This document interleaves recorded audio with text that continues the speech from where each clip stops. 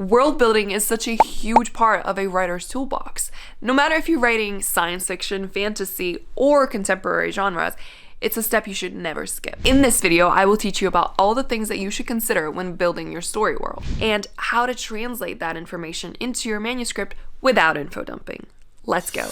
Welcome to The Plottery, where I teach writers just like you how to make storytelling become second nature.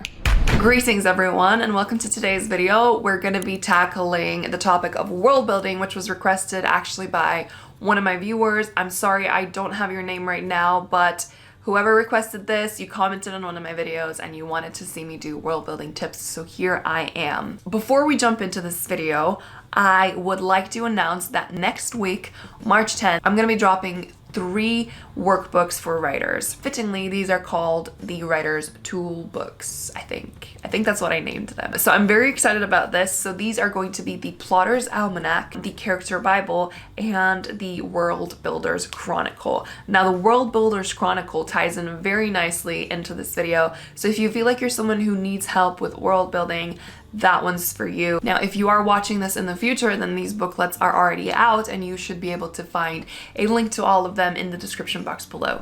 But okay, let's jump into this video. So the first thing that I want to talk about today is you want to make sure that you know what your genre is. So pick your genre. Once you actually know what your genre is, you want to identify what the common tropes of that genres are. So for example, for fantasy, you might have The Chosen One. This is probably the first trope that comes to my mind at any given point. If you ask me for a trope, I'll say The Chosen One. So you might want to identify these tropes that appear in particular genres and think about which ones you might want to subvert.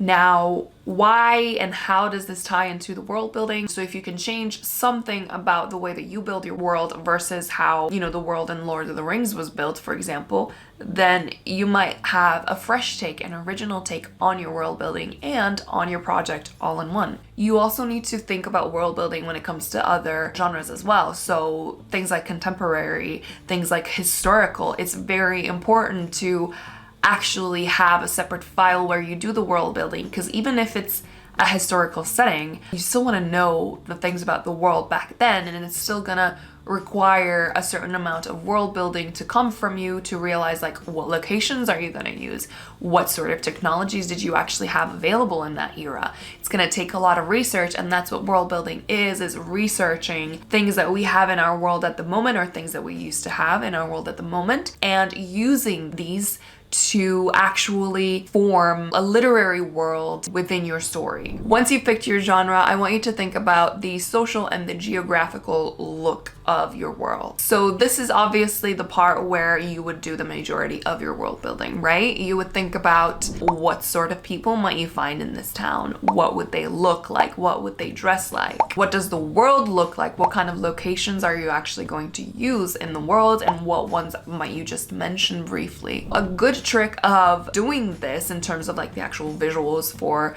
your story and discovering where you're gonna set it and how things are gonna look is to actually think of yourself as a location scout on a film. So what location scouts do is they'll look over the manuscript, so preferably whatever outline you might have going in your mind. So they'll look over the script or the manuscript or whatever of where they're supposed to be shooting, and they will go and seek out locations that will suit that scene or that chapter in your novel, I suppose, respectively. So I want you to think of yourself as a location scout for your book. So what are the locations that you are actually going to be utilizing, and can you have some locations that are familiar, some that you can build upon, some that are going to make a reappearance throughout your book, so it's not just going to be used once and that's it. I want you to also think about the props. So what would you fill this location with? What sort of things would you find in it? What sort of architecture would it have? What kind of people would usually float about in these locations?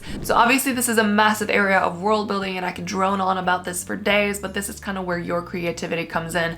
And if you need more help with actually figuring out what your world looks like, you can pick up the World Builder's Chronicle next week, or right now if you are watching from the future. There are some really good questions to kind of get you going and get you thinking about what you need to think about. The next thing that you can think about are the rules and the laws inside your world. Now, this is probably the most important thing when it comes to story world building, because I think in a contemporary setting with our own world, we already have all of these preconceived notions and beliefs, and we know all the laws, and it's all kind of subconscious for us.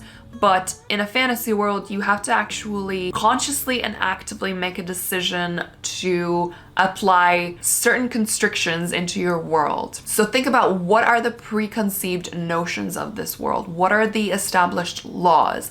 Now, this doesn't necessarily need to always be political or economical or anything like that, but think about, you know, if you are in a small town, what is the sort of big sort of human overarching belief that the people in this town have? Because that could add a lot of layers to your story. And if you think about it in real life, you have certain nations, for example, that don't like other nations just because of cultural differences or because of past crimes or past wars or something like that. So if you think about this on a sort of smaller scale of communities and what communities might believe, then you are immediately injecting a little bit more realism into your story. Obviously, you would think about who's in charge of your world, who's in charge of the country, of the nation, of the community, whatever it is that you're building in your world, and what does that social hierarchy look like? Are they a dictator, or is it a government, or is it a monarchy? Think about those things and think about how that affects all the people below whoever is in power. And with all that being said, just ask yourself a general question of, what are the good things about the society and what are the bad? Because I think, especially if you're writing dystopian fantasy or dystopian sci-fi, we kind of tend to gravitate towards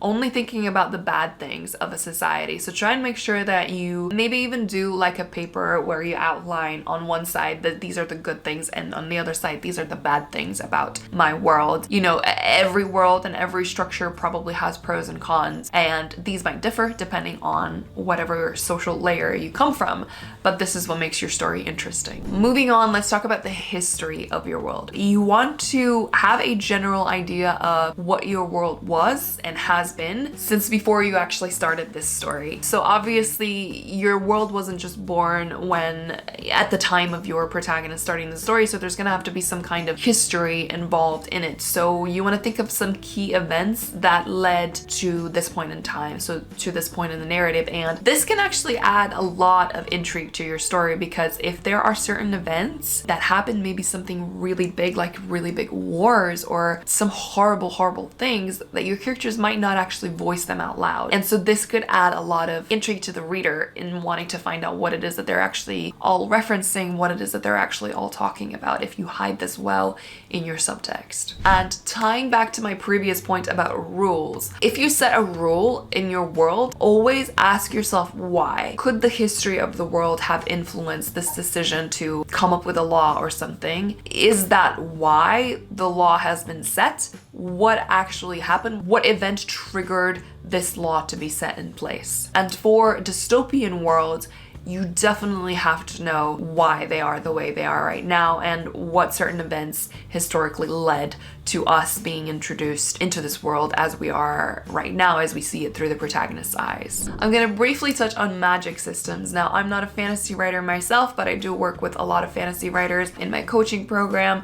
So I picked up on a couple of things in terms of actually building these out. So with magic systems, it's magic, obviously, so you can do anything you want, but you want to ask yourself a certain set of questions. So first of all, who can use it and who can't? Is everyone able to use this magic, or is it just a select few people, or is it half and half, or how does it work? Number two, is everyone actually aware of it? Number three, if everyone is aware of it, what is the relationship between those who can use the magic and those who cannot use the magic? What is the social hierarchy? Are there any rules about it? Are there any laws established about it? Number four, what are the boundaries of magic? What are the things you can do and what are the things that you cannot do? And are there things that are extremely difficult to do but possible? And number five, are there any laws in place that mitigate the use of magic? Now that you've built your world, or you have a vague idea of what it is like, we have to think about how we're gonna actually include the world building inside your writing, inside your prose. But you also want to be able to deliver this information organically to your readers. So without explanations, without actually sitting them down and telling them this is how the world works. you should already know how it works, and therefore you do not need to explain it. What you do want to do is throw them into the world and allow them to figure out how it works by themselves. So when you are actually writing things that serve your world building, you want to put this information in a digestible way for your readers, which means that you only really explain things when and if they become relevant. So you don't necessarily go into a location and then tell us everything about how that location functions and how the people in that location are important and how the machinery works and how they are supposed to act in that situation.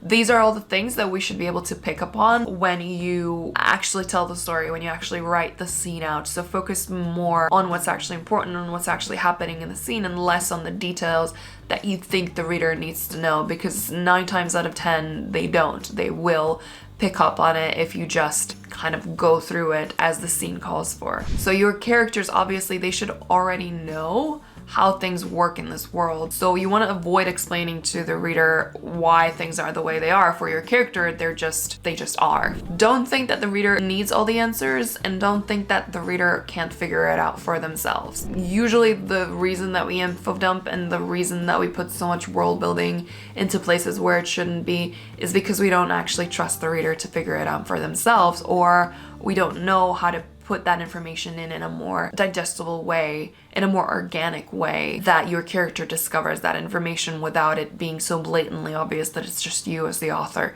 trying to tell them that this is how the world works. Now, what I found is the best method of actually doing this and of actually immersing yourself so fully into the writing that you don't even have the need to explain the world building is to think of the story as a story that already exists in a world that already exists, and what you are is just that middleman. So basically what you're doing is you're watching the story unfold in a world that already exists with characters who already exist, who already know what they're doing. So all you're doing is watching them, and you're telling the reader what you're seeing. You're not explaining the way that the things function, because the things have already functioned that way for years, and you are just looking in on them right now, and you're literally just telling us what you see, what is happening. Now, I hope that actually makes some sense, and I hope that helped you get a head start on your world building or answer some questions that you might have been fretting about, and that you're gonna go on and build amazing fantasy story worlds or real world story worlds, or do your due diligence to the research if you're writing historical. I'm